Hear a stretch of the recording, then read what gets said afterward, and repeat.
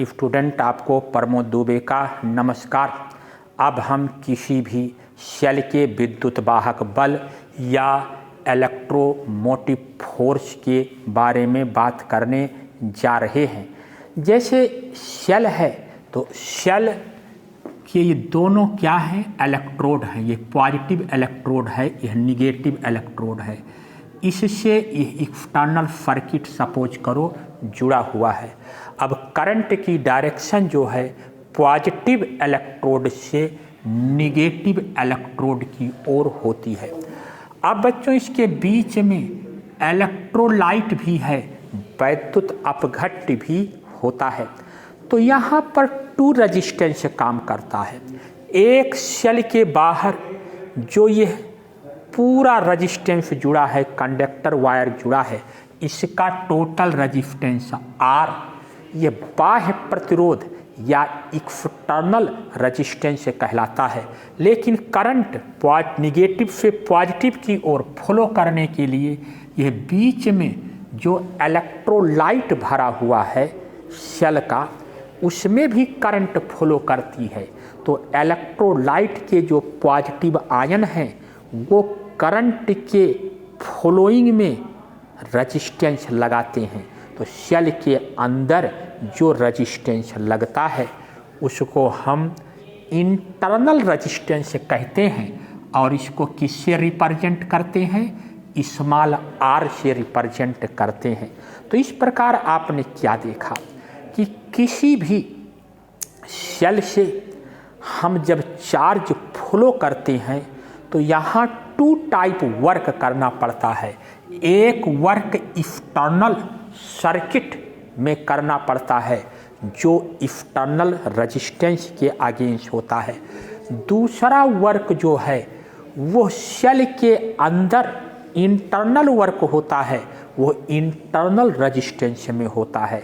तो यह total work जो है यह किस में लिया जाता है, इलेक्ट्रोमोटिव फोर्स EMF में लिया जाता है। और इसको इस प्रकार डिफाइन करते हैं कि यूनिट चार्ज को टोटल सर्किट, एक्सटर्नल सर्किट व इंटरनल सर्किट में फ्लो करने के लिए सेल के द्वारा जो वर्क किया जाता है वही क्या कहलाता है, सेल का विद्युत वाहक बल या इलेक्ट्रोमोटिव फोर्स EMF कहलाता है। तो EMF यानी इसको हम E से रिप्रेजेंट करते हैं, इज इक्वल टू W क्या, टोटल, ठीक, अपॉन Q। अब W टोटल को क्या लिख सकते हैं, W एक्सटर्नल। W एक्सटर्नल क्या है, एक्सटर्नल रेजिस्टेंस कैपिटल R में करंट को फ्लो करने के लिए या चार्ज को फ्लो करने के लिए जो वर्क किया जाता है, प्लस W इन। W इन क्या है, यह सेल के इलेक्ट्रोलाइट के रेजिस्टेंस या सेल के इंटरनल रेजिस्टेंस में किया गया क्या होता है, वर्क होता है, अपॉन आपका Q होता है। यह टोटल वर्क अपॉन चार्ज, इसी को हम कैपिटल E या EMF कहते हैं। अब बच्चों जाहिर सी बात है, कैपिटल E की या EMF की वैल्यू हमेशा पोटेंशियल डिफरेंस से ज़्यादा होती है। जानते हो क्यों? क्योंकि इसमें वर्क एक्सटर्नल सर्किट और इंटरनल सर्किट दोनों में किया जाता है, जबकि पोटेंशियल डिफरेंस में या टर्मिनल जो है विभवांतर में जो सेल के द्वारा वर्क किया जाता है केवल एक्सटर्नल सर्किट में किया जाता है, इंटरनल सर्किट में नहीं किया जाता है। अब बच्चों इसमें एक रिलेशन भी होता है, relation V is equal to E minus क्या होता है, IR होता है। V क्या है, ये टर्मिनल विभवांतर है या इसको पोटेंशियल डिफरेंस भी कह सकते हैं। E क्या है, ये विद्युत वाहक बल है, ठीक, वैद्युत वाहक बल है, EMF है। I करंट है और स्मॉल r क्या है, रेजिस्टेंस होता है। अब देखो ये बच्चों दो कंडीशन है। पहली कंडीशन क्या, अगर R इज इक्वल टू 0 तो V is equal to E।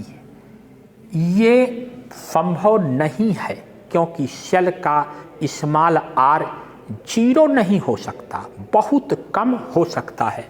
अगर बच्चों सर्किट ओपन है, I क्या है 0 है, ये पॉसिबल है क्योंकि सर्किट ओपन है तो करंट नहीं बहेगी, तो वहाँ पर V is equal to E होता है।